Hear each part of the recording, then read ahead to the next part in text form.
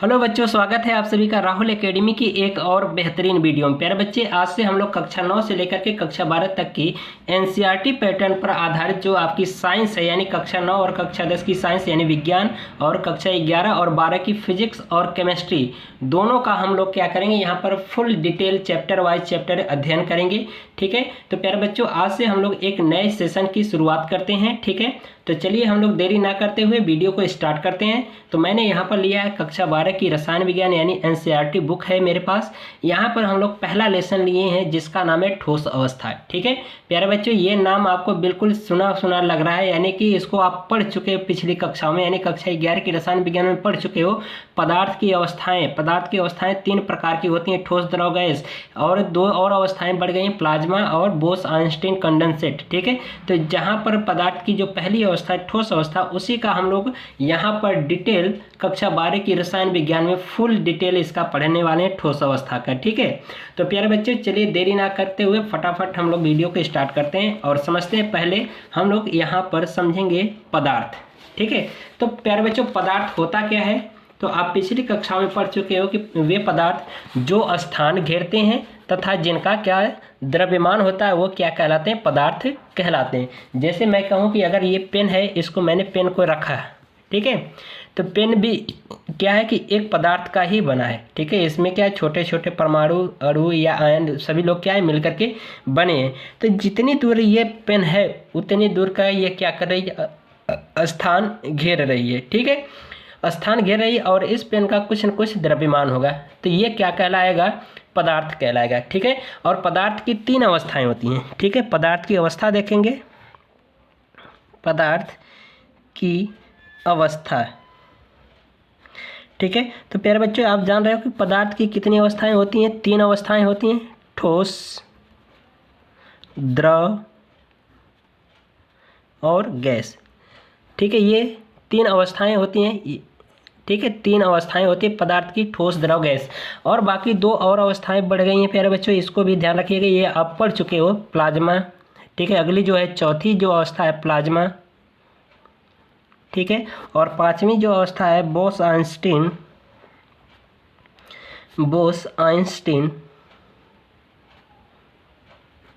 Condensate,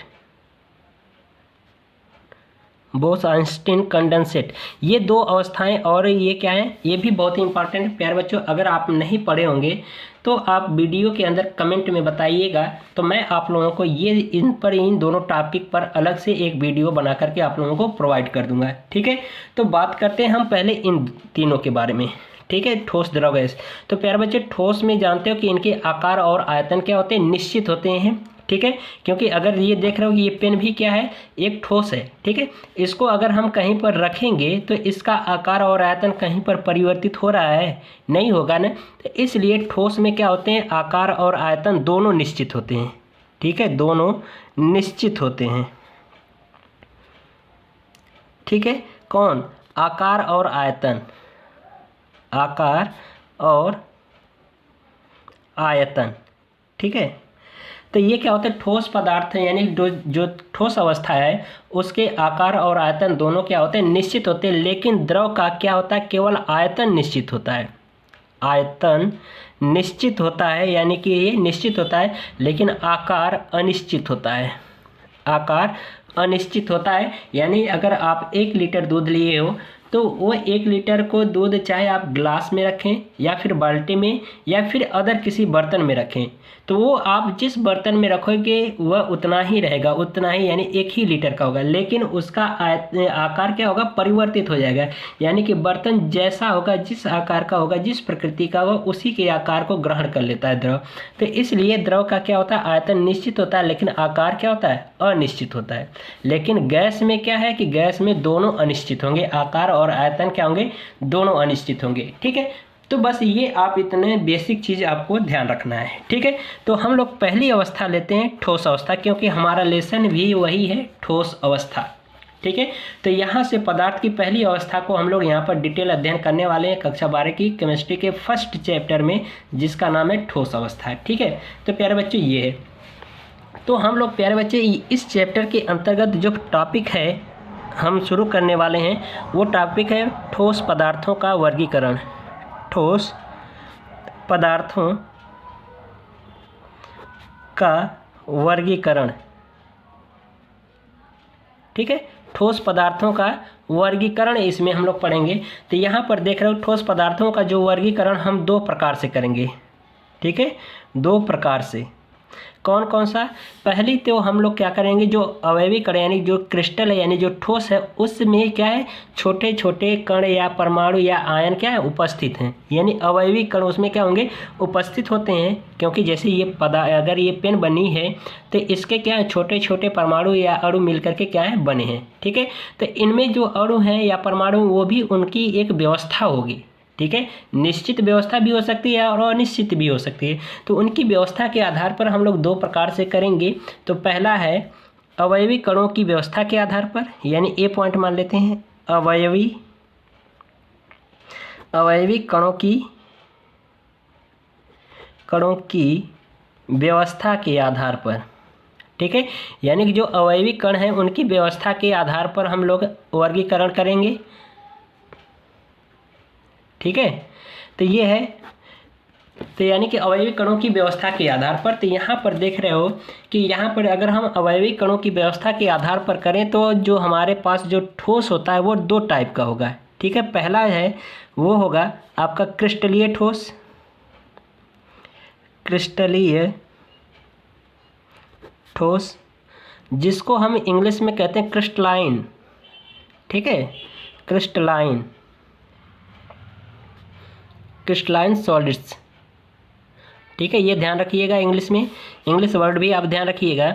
और दूसरा है अक्रिस्टलीय ठोस, अक्रिस्टलीय ठोस। ठीक है, क्रिस्टलीय ठोस। तो प्यारे बच्चों इसको हम इंग्लिश में कहते हैं नॉन क्रिस्टलाइन भी कहते हैं या एमॉर्फस सॉलिड भी कहते हैं। ठीक है, एमॉर्फस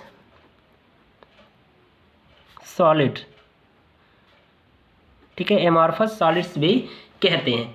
ठीक है, तो ये चीज़ है। तो यहाँ पर आप देखिए, यहाँ पर मैंने लिखा है कि हम लोग यहाँ पर देखो मैंने नोट्स बनाया है बिल्कुल बेहतरीन तरीके से। और आप भी क्या करिए, कॉपी और पेपर लेकर के यानी पेन लेकर के बैठ जाइए और अपने हाथ से बेहतरीन नोट बनाएं। ठीक है, तो यहाँ पर हम लोग पहले इतनी समझ लेते हैं। ठीक है, तो यहाँ पर देखो कि मैंने बताया ठोस पदार्थों का वर्गीकरण हम क्या करते हैं, ठोस पदार्थों का वर्गीकरण निम्न दो प्रकार से करते हैं।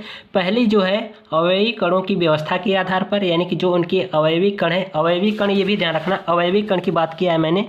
तो अवयवी कण का प्यारे बच्चों इसका मतलब है इसमें कौन कौन से हो सकते हैं, अणु हो सकता है, परमाणु भी हो सकता है, या फिर अथवा आयन। ठीक है, तो इन तीनों यानी कि इनमें से क्या होगा, तीनों अवयवी कणों के स्थान पर ये हो सकता है, अणु भी हो सकता है, परमाणु भी हो सकता है, आयन भी हो सकता है। ठीक है, तो उसी को कहा गया अवयवी कणों की व्यवस्था के आधार पर। ठीक है, और दूसरा है हम लोग देखेंगे विभिन्न बंधों के आधार पर, यानी कि ये जो है जो अवयवी कण है इनके बीच में बंध भी बनता है, तो उनके विभिन्न बंधों के आधार पर भी हम क्या करेंगे, यहाँ पर इनका वर्गीकरण करेंगे। तो पहली जो हम लोग व्यवस्था के आधार पर देखेंगे यानी अवयवी कणों की व्यवस्था के आधार पर, तो मैंने बताया कि ये क्या होते हैं, दो प्रकार के होते हैं। ठीक है, अवयवी कणों की व्यवस्था के आधार पर ठोस कितने प्रकार के होते हैं, दो प्रकार के होते हैं। पहला है क्रिस्टलीय ठोस जिसको हम इंग्लिश में कहते हैं क्रिस्टलाइन सॉलिड्स, और दूसरा है अक्रिस्टलीय ठोस यानी एमॉर्फस सॉलिड्स। ठीक है, तो ये है। तो अब हम प्यारे बच्चे अब यहाँ पर पहले समझेंगे एक एक करके क्रिस्टलीय ठोस, फिर उसके बाद अक्रिस्टलीय ठोस। ठीक है, तो क्रिस्टलीय ठोस में देखो यहाँ पर मैंने लिखा है, ठीक है, क्रिस्टलीय ठोस। तो यहाँ पर मैंने पॉइंट वाइज पॉइंट एक एक करके बिल्कुल आसान से आसान डेफिनेशन और इसके बारे में बिल्कुल डिटेल समझा रखा है। ठीक है, बस आप समझ लीजिए। यहाँ पर देखिए पहला लिखा गया क्रिस्टलीय ठोसों में अवयवी कणों। ठीक है, अवयवी कणों का मतलब कि अभी मैंने बताया कि परमाणु, अणु या आयन, ठीक है, की एक निश्चित और नियमित व्यवस्था होती है। यानी कि इसका मतलब ये हुआ कि जो क्रिस्टलीय ठोस है इनमें अवयवी कण की जो व्यवस्था होती है एक निश्चित पैटर्न में होती है, यानी कि निश्चित और नियमित पैटर्न में होती है। जैसे यहाँ पर हम लोग समझें कि यहाँ पर मैंने ले लिया एक क्रिस्टलीय ठोस। ठीक है, ये ठोस क्या होगा, अवयवी कणों से मिलकर के बना होगा। ठीक है, तो इस तरह से मान लेते हैं कि ये क्या है, बने हैं। तो यहाँ पर आप प्यारे बच्चों देख सकते हो, ठीक है। आप यहाँ पर देख सकते हो कि ये जो अवयवी कण है एक नियमित व्यवस्था में, अगर मैं ऐसे लाइन खींचूँ तो देखो एक ही लाइन में सभी कण आ रहे हैं, या ऐसे अगर मैं ऊपर से नीचे की ओर अगर लाइन खींचूँ तो भी देख रहा हो कि एक निश्चित क्रम में है, यानी कि जिधर से आप देखना चाहो उधर से ये अवयवी कण क्या है, एक निश्चित क्रम में और एक नियमित व्यवस्था में क्या है, व्यवस्थित हैं। तो इसलिए इसको कहा गया है कि क्रिस्टलीय ठोस में अवयवी कण जो होते हैं इनका जो व्यवस्था है वो कैसी होती है, निश्चित और नियमित व्यवस्था होती है। ठीक है, यह व्यवस्था क्या है कि अगर ये नियमित और निश्चित व्यवस्था है तो इसलिए यह क्रिस्टलीय ठोस दीर्घपरासी भी होता है। प्यारे बच्चों ध्यान रखना। तो आगे देखिए यहाँ पर लिखा गया है दूसरी पॉइंट कि अवयवी कणों की व्यवस्था दीर्घपरासी होती है। क्यों दीर्घपरासी होती है, अभी मैंने बताया, क्योंकि ये निश्चित और नियमित पैटर्न पर यानी निश्चित और नियमित व्यवस्था पर क्या है, व्यवस्थित हैं। तो इसलिए यह जो क्रिस्टलीय ठोस है ये कैसा है, दीर्घपरासी होता है। ठीक है, आगे देखिए कहा गया अर्थात कणों की व्यवस्था का एक निश्चित पैटर्न होता है। वही चीज़ मैंने बताया कि क्योंकि ये निश्चित और नियमित व्यवस्था में व्यवस्थित है तो इसलिए यहाँ पर कहा गया है कि अर्थात कणों की व्यवस्था एक नियमित यानी कि एक निश्चित पैटर्न का होता है। इसलिए यह जो क्रिस्टलीय ठोस है ये कैसा होता है, आपका दीर्घपरासी होता है। ठीक है, आगे देखिए अगली पॉइंट, यहाँ पर कहा गया है कि इनका गलनांक निश्चित होता है और उनके शीतलन वक्र असतत होते हैं। यानी कि जो क्रिस्टलीय ठोस है इसका जो गलनांक होता है वो क्या होता है, निश्चित होता है और इनका शीतलन वक्र क्या होता है, असतत होता है।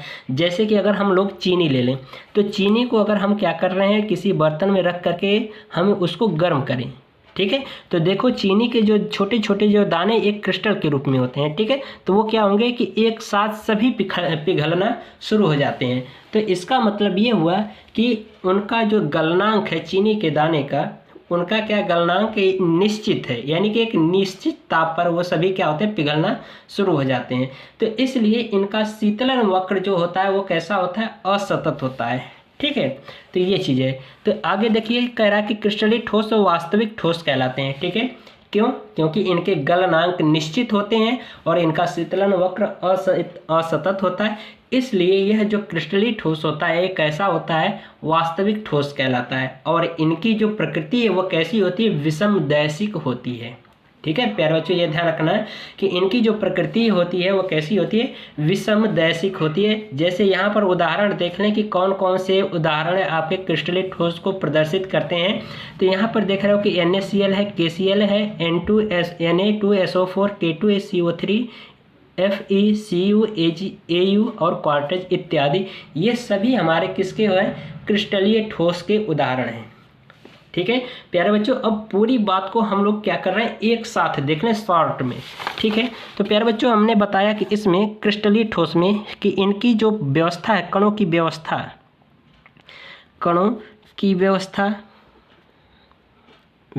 कैसी है, निश्चित और नियमित है, नियमित। ठीक है, यानी कणों की जो व्यवस्था है निश्चित और नियमित है। तो इसलिए जब कणों की व्यवस्था निश्चित और नियमित होती है तो इसलिए ये कण क्या होते हैं, दीर्घपरासी भी होते हैं। दीर्घपरासी या दीर्घपरास होता है इसमें,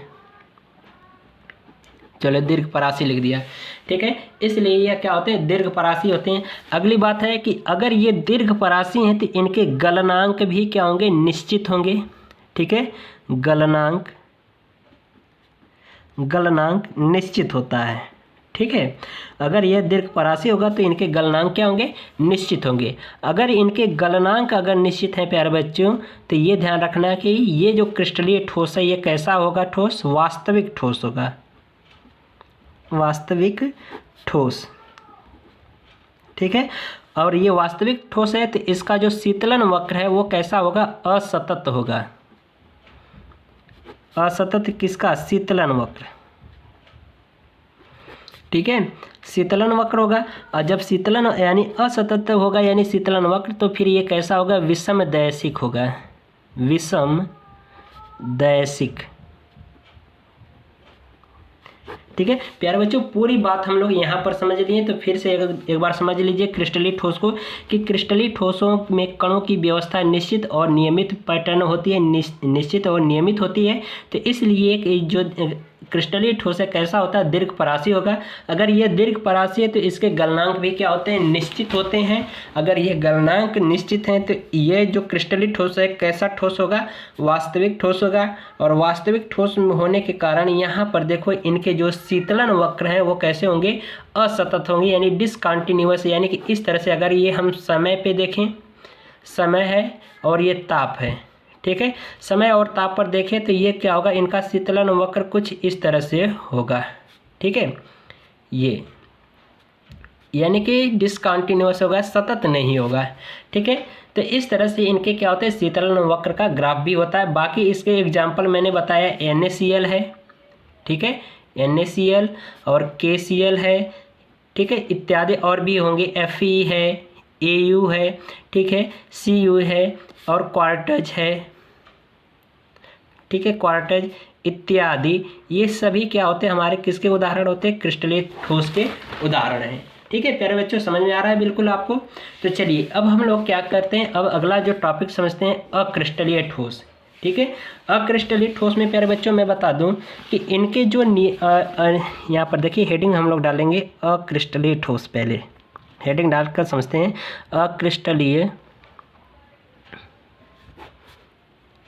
अक्रिस्टलीय ठोस। ठीक है, तो प्यारे बच्चों देख रहे हो कि अक्रिस्टलीय ठोस को मैंने बताया कि इसको हम इंग्लिश में एमॉर्फस कहते हैं। ठीक है,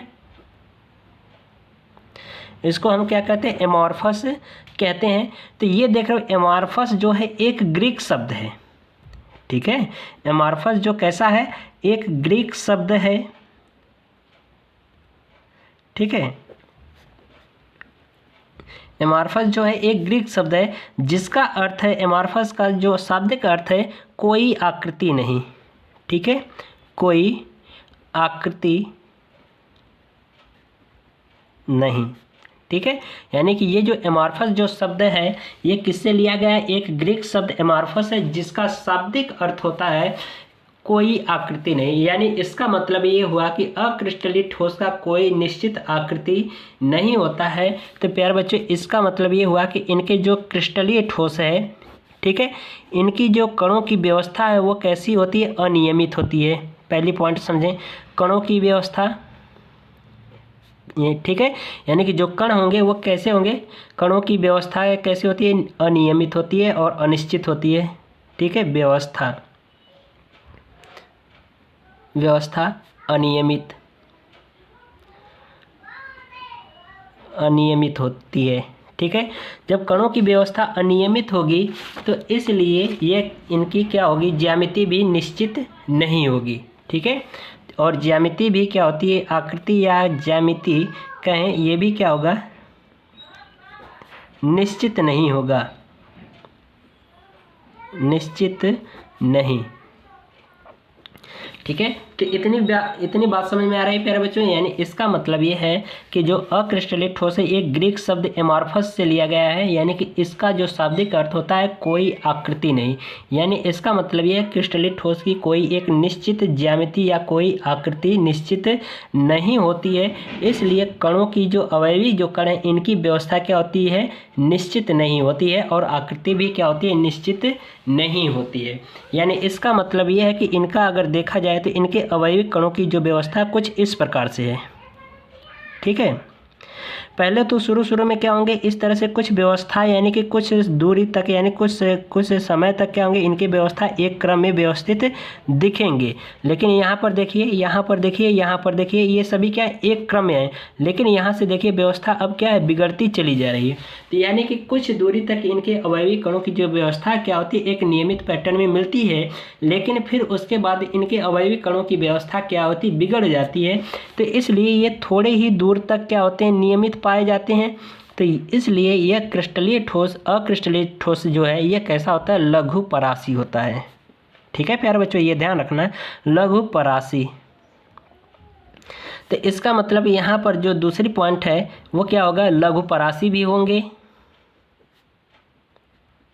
ठीक है, लघुपरासी होंगे। और जब लघुपरासी होंगे तो इनका जो गलनांक है, गलनांक वो भी क्या होगा, निश्चित नहीं होगा, निश्चित नहीं होता है, निश्चित नहीं, ठीक है, निश्चित नहीं होता है, ठीक है।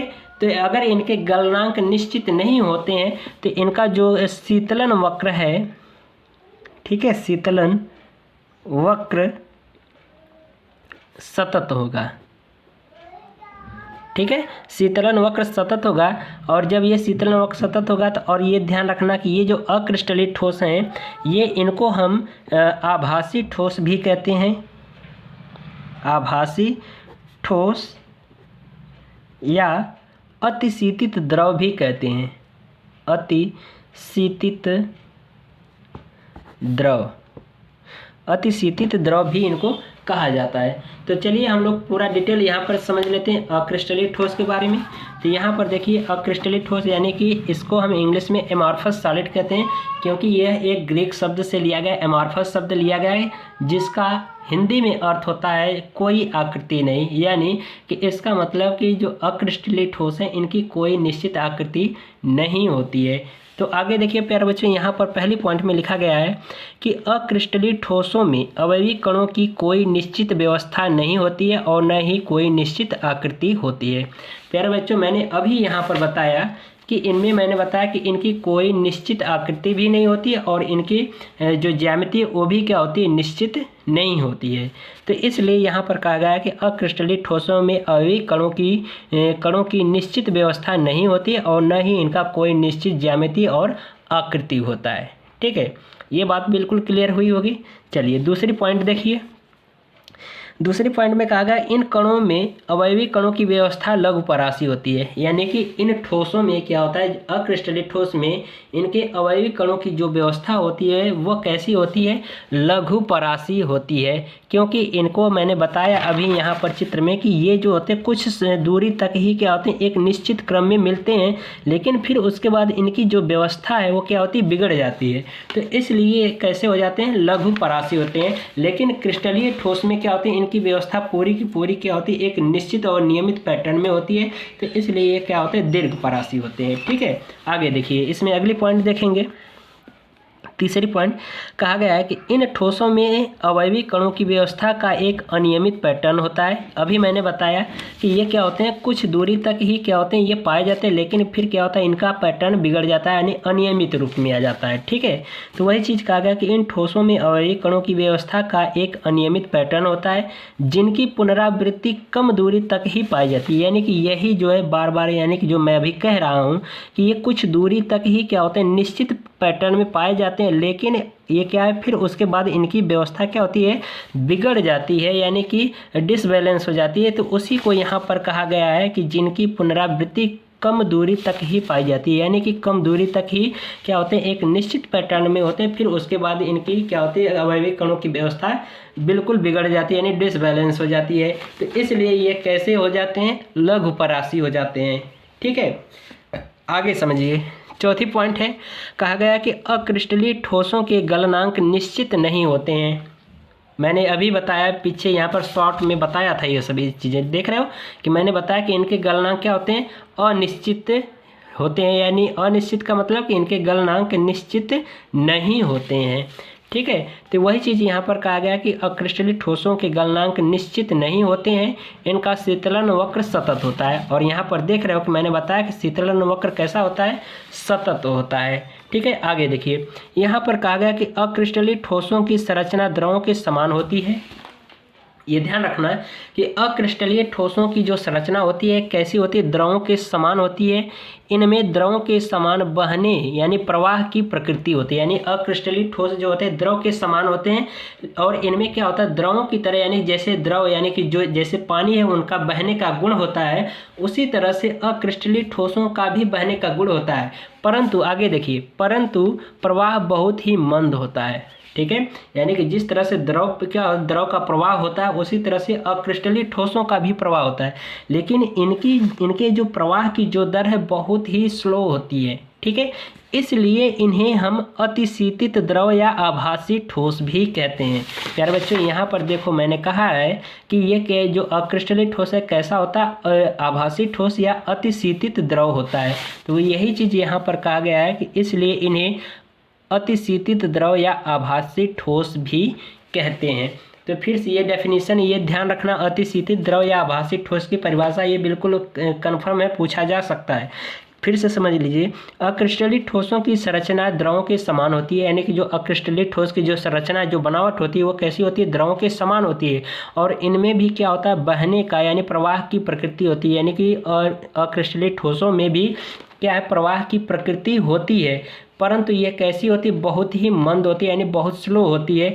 इसलिए इन्हें हम अतिशीतित द्रव या आभासी ठोस भी कहते हैं। तो प्यारे बच्चों ये ध्यान रखना कि जैसे अगर हम उदाहरण में कहें, जैसे में कांच, यानी कि जो शीशा है, कांच है, खिड़की में जो कांच उपयोग किया जाता है वो आपका एक आभासी ठोस है, अतिशीतित द्रव है, ठीक है। कांच हो गया, प्लास्टिक हो गया, प्लास्टिक, रबर, मक्खन, ठीक है, ये सभी हमारे कैसे होंगे, आभासी ठोस होंगे। कांच, प्लास्टिक, रबर, मक्खन इत्यादि ये सभी हमारे कैसे ठोस होते हैं, अतिशीतित द्रव या आभासी ठोस होते हैं, यानी अक्रिस्टलीय ठोस होते हैं। और फिर देखो आगे इसमें कहा गया है कि अक्रिस्टलीय ठोस कैसे होते हैं, समदैशिक प्रकृति के होते हैं, ठीक है। तो यानी कि जो अक्रिस्टलीय ठोस कैसी प्रकृति के होते हैं, समदैशिक प्रकृति के होते हैं। तो इतनी बात प्यारे बच्चों आपको बिल्कुल क्लियर हो गई होगी।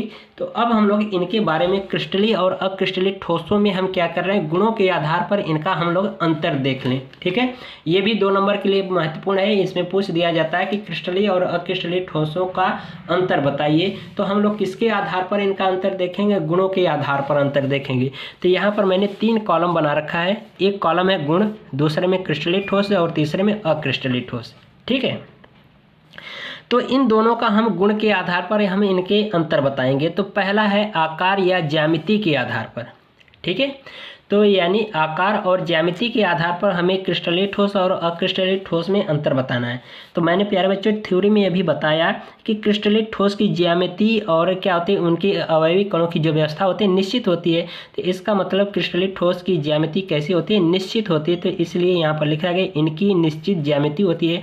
और अक्रिस्टलीय ठोस में मैंने कहा कि अभी ये कैसे होते हैं, द्रव के समान होते हैं, आभासी ठोस कहलाते हैं, यानी अतिशीतित द्रव कहलाते हैं। तो इसलिए इनकी जो व्यवस्था होती है वो क्या होती है, निश्चित नहीं होती, यानी इनकी ज्यामिति निश्चित नहीं होती। अभी मैंने बताया कि अक्रिस्टलीय ठोस को इंग्लिश में हम कहते हैं एमॉर्फस। एमॉर्फस यानी जो शब्द लिया गया है एक ग्रीक शब्द है जिसका अर्थ होता है कोई निश्चित आकृति नहीं या कोई आकृति नहीं। तो इसका मतलब कि इस अक्रिस्टलीय ठोस की ज्यामिति जो है क्या होती है, निश्चित नहीं होती है, ठीक है। इतनी बात समझ में आई। अब देखिए दूसरा गुण हम लोग लेते हैं आंतरिक व्यवस्था। आंतरिक व्यवस्था का मतलब कि इस चित्र में देख करके आप बताओ, ये है हमारा अक्रिस्टलीय ठोस का, ये क्रिस्टलीय ठोस का। तो इसमें आप देख रहे हो कि इनमें अवयवी कणों की व्यवस्था दोनों तरफ से आप देखो तो एक निश्चित पैटर्न में, एक नियमित व्यवस्था में क्या व्यवस्थित है।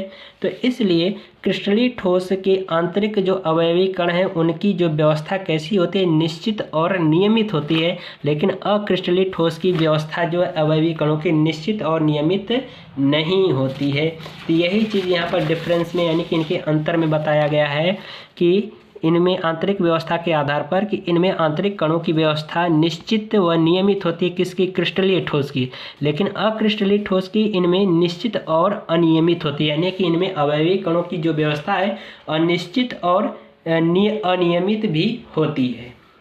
इतनी बात समझ में आई।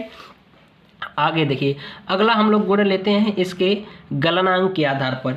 गलनांक के आधार पर मैंने बताया कि क्रिस्टलीय ठोस के गलनांक क्या होते हैं, निश्चित होते हैं, लेकिन अक्रिस्टलीय ठोस के गलनांक अनिश्चित होते हैं। अभी मैंने थ्योरी में यहाँ पर देखो बिल्कुल समझाया है। अक्रिस्टलीय ठोस में गलनांक क्या है, निश्चित नहीं होता है, लेकिन इनमें क्या है कि इनका गलनांक निश्चित होता है क्रिस्टलीय ठोस में, ठीक है।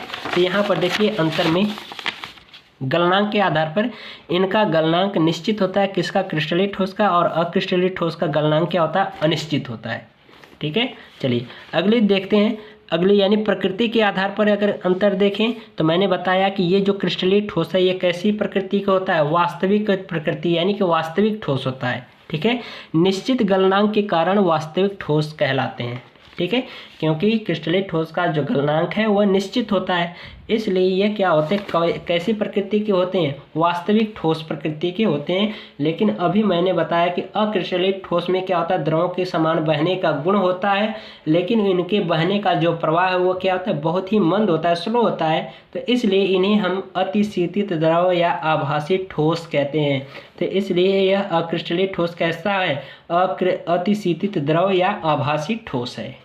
ठीक है, तो ये इसकी प्रकृति होगी कि क्रिस्टलीय ठोस कैसा है, वास्तविक ठोस होता है, और अक्रिस्टलीय ठोस अतिशीतित द्रव या आभासी ठोस होता है। ठीक है, आगे देखिए अगली 5वीं पॉइंट है शीतलन वक्र के आधार पर। तो अभी मैंने बताया कि क्रिस्टलीय ठोस का शीतलन वक्र कैसा होता है, असतत होता है, लेकिन अक्रिस्टलीय ठोस का जो वक्र होता है वह कैसा होता है, सतत होता है। देख रहे हो ये कॉन्टिन्यूअस है, लेकिन यहाँ पर इनका देख रहे हो कि ये क्या है, डिसकॉन्टिन्यूअस है। तो यानी कि इसलिए ये क्यों इसका तापमान यानी क्यों इसका वक्र असतत है, यहाँ पर देखिए लिखा गया है कि निश्चित गलनांक होने के कारण शीतलन वक्र असतत होता है।